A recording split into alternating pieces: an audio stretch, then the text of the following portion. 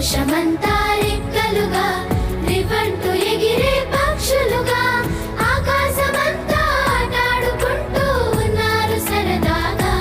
ఒకరేమో సీను ఒకరేమో జున్ను కలిసారే ప్రాణంగా కురిసారే వర్షంగా.